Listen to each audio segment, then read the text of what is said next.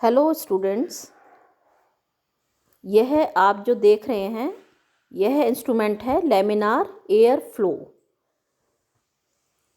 यह आपके बायोटेक्नोलॉजी और प्लांट पैथोलॉजी में काम आता है। कल्चर करने के काम आता है, या फिर बायोटेक्नोलॉजी में मुराशीज़ एंड स्कूब मीडियम बनाने के काम आता है। तो जो भी मीडियम हम बनाते हैं, चाहे वो MS मीडिया हो, चाहे वो पोटैटो डेक्सट्रोज अगार मीडिया हो फंजाई के कल्चर के लिए, या फिर बैक्टीरियल कल्चर के लिए मीडिया हो, तो उसको हम इसी इंस्ट्रूमेंट के अंदर रखकर बनाते हैं। यह निर्जमीकरण करने के काम आता है, जिससे कल्चर बनाते समय किसी भी प्रकार का कोई भी कंटेमिनेशन जो है वो मीडियम में ना आए। तो यहाँ पर आप देखिए, ये जो इंस्ट्रूमेंट है इसके पीछे की साइड में बहुत महीन फिल्टर्स लगे रहते हैं। इन फिल्टर्स को हम हैपा फिल्टर्स कहते हैं, HEPA। हैपा का मतलब होता है H for high, E for efficient, P for particulate and A for air filters.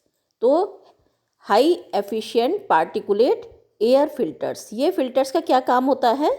यह फिल्टर्स में जो छेद होते हैं वो बहुत ही माइन्यूट यानी माइक्रोन्स में होते हैं, जिनमें से छनकर वायरस और बैक्टीरिया जो हैं या फंजाई के स्पोर्स हैं वो अंदर नहीं आ सकते।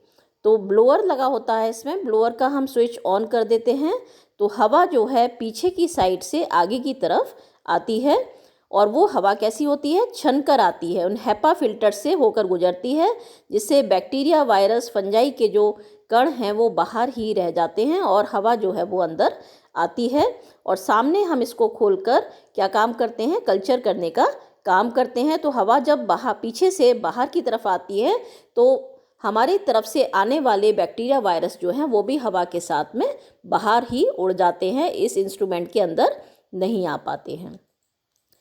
तो एक तो यह हैपा फिल्टर्स जो हैं वो निर्जमीकरण का काम करते हैं इसमें। दूसरा, आप ये देख रहे हैं जो लाइट जल रही है ब्लू कलर की, यह UV लाइट है।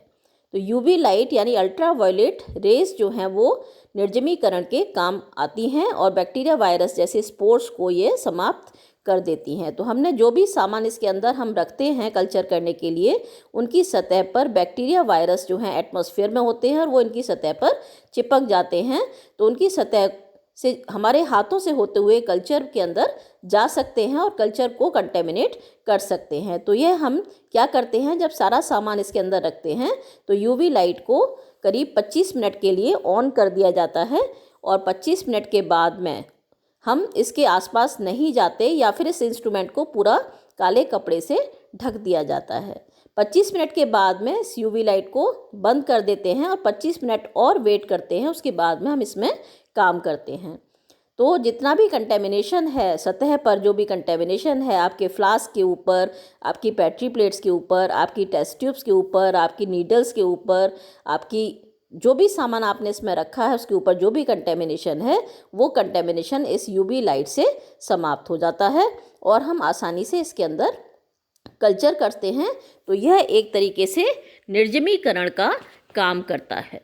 तो इसको हम फिर इसमें जब हम UV लाइट ऑफ कर देते हैं तो इसमें एक फ्लोरिसेंट लाइट लगी रहती है। फ्लोरिसेंट लाइट को ऑन कर दिया जाता है और उसमें हम ये काम कर सकते हैं। एक मैनोमीटर इसके अंदर लगा रहता है जो कैबिनेट के दाब को बताता है। तो इस प्रकार से यह इंस्ट्रूमेंट जो है ये प्लांट पैथोलॉजी में कल्चर बनाने के काम में आता है। पैथोलॉजी लैब्स जहाँ पर टेस्टिंग होती है वहाँ पर भी आप इस इंस्ट्रूमेंट को आसानी से देख सकते हैं।